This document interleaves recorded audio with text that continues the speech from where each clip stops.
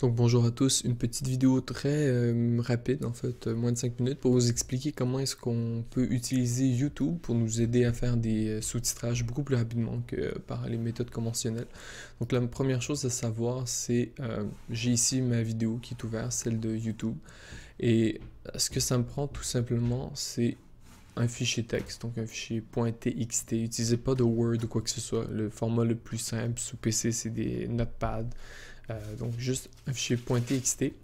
Et ce que j'ai besoin, c'est d'écrire la transcription telle quelle. J'ai pas besoin de mettre les temps, c'est-à-dire 34 secondes à 37 secondes. Juste la transcription. Et de la manière que ça fonctionne, un petit raccourci, un petit truc d'ailleurs que je vous donne. Si, exemple, je suis en train de jouer la vidéo et il est en train de me dire une lettre de nationalité égyptienne, blablabla, je peux faire pause. Alors, j'utilise Alt-Tab pour passer rapidement de cette fenêtre-là à cette fenêtre-là. Je vais écrire les phrases qui me manquent et je reviens Alt-Tab, je fais Play. Et si j'ai pas entendu, je peux juste utiliser sur le clavier le bouton gauche-droite pour regarder, revenir de 5 secondes ou d'avancer de 5 secondes.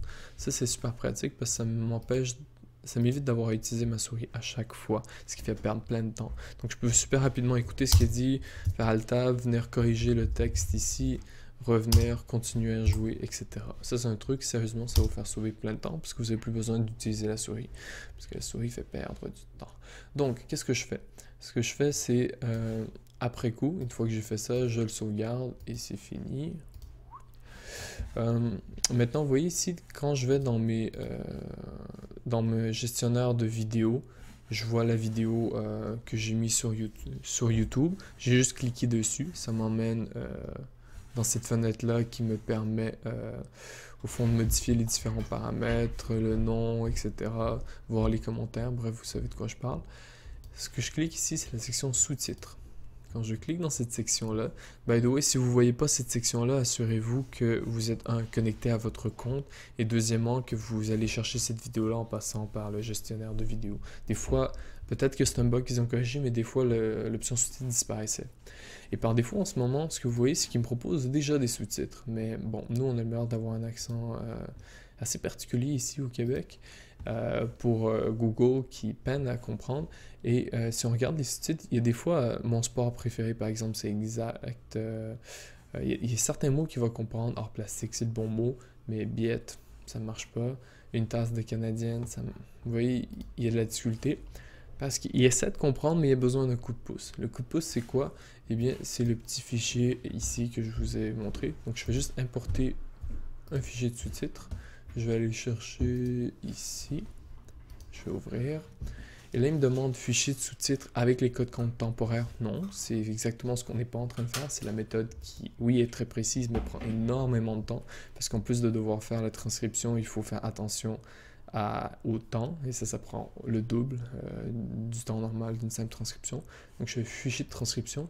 Et là, en fait, je précise la langue française. Ce qu'il va faire, c'est qu'il va utiliser le même genre d'outil de reconnaissance vocale que vous avez ici, ou le même genre d'outil que vous avez dans votre cellulaire, mais il va avoir un coup de pouce de notre transcription. Ensuite, je vais lui donner un nom, je ne suis pas obligé.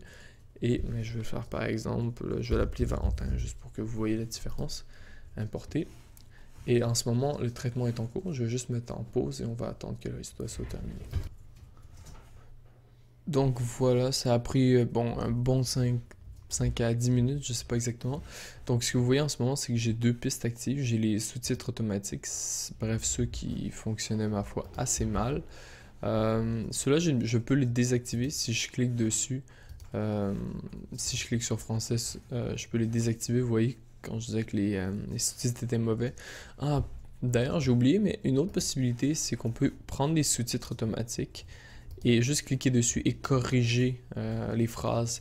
Si ce que Google fait est quand même pas si mal, mais demande simplement une correction, pas juste de refaire à zéro, on peut faire ça comme ça. Moi en ce moment je les ai désactivés, mais je vais garder les sous-titres Valentin ici. Donc quand je clique à droite, vous voyez français Valentin, et si je les fais jouer, je vais juste appuyer le petit raccourci clavier B pour le mettre en évidence. Ce qu'on voit en ce moment, c'est que c'est exactement le sous-titrage que j'ai fait. À partir de là, il faut juste peut-être peaufiner un peu le texte pour que ça rentre mieux, etc. Bref, voilà, c'est fait.